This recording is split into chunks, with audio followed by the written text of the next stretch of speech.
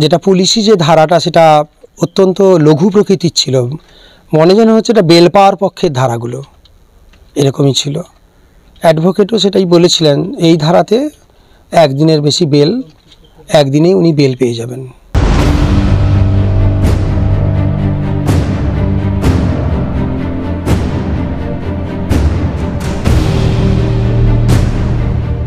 চব্বিশ ঘন্টার মধ্যেই জামিন, মুক্তি পেলেন স্কুল পরিচালন সমিতির সভাপতি তথা স্থানীয় তৃণমূল পঞ্চায়েত সদস্য ত্রিদীপ বারুই।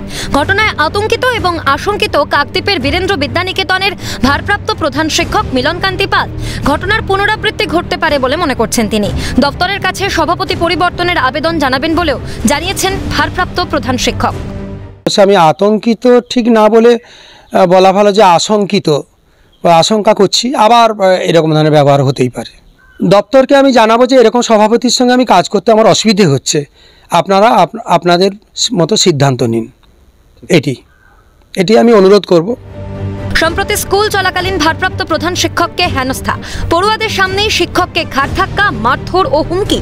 অভিযোগের প্রেক্ষিতে গ্রেফতার করা হয় স্কুল পরিচালন সমিতির সভাপতি তথা স্থানীয় তৃণমূল পঞ্চায়েত সদস্য ত্রিদীপ বারুইকে।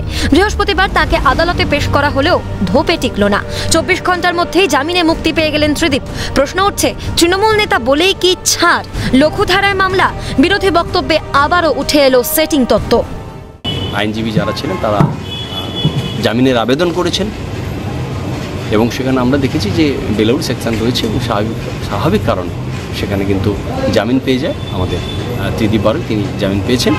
আর ব্যক্তিগত জামিনে সে ছাড়া পেয়ে যাচ্ছে তৃণমূল নেতা বলে। তো পুলিশের যে সেটিং চলছে তৃণমূলের সঙ্গে, তারা যতই অন্যায় করুক তাদেরকে আর ওই রকম লঘু ধারা দিয়ে, বেলেবেল ধারা দিয়ে তাদেরকে আর কোর্টে তারা প্রডিউস করবে, সবাইকে দেখাবে যে আমরা দেখুন অ্যারেস্ট করেছিলাম, পরের দিন জামিন হয়ে গেল। এ তো আই ওয়াশ, কিন্তু মানুষ জানে কি চলছে। রাজ্যের স্কুল কলেজগুলোতে তৃণমূল নেতাদের দাপাদাপি, শিক্ষককে হুমকি, মারধর এবং এর এক চেনা ছবি। মানুষ করার কারিগররাই যদি হেনস্থার শিকার হন, তাহলে পরিস্থিতি কোন পথে যাচ্ছে তা ভাবার সময় এসেছে। এইভাবে চলতে থাকলে শিক্ষা ব্যবস্থা যে অন্ধকারে তলিয়ে যাবে তা বলার অপেক্ষা রাখে না। সৈকত ঘোষের রিপোর্ট, ক্যালকাটা নিউজ।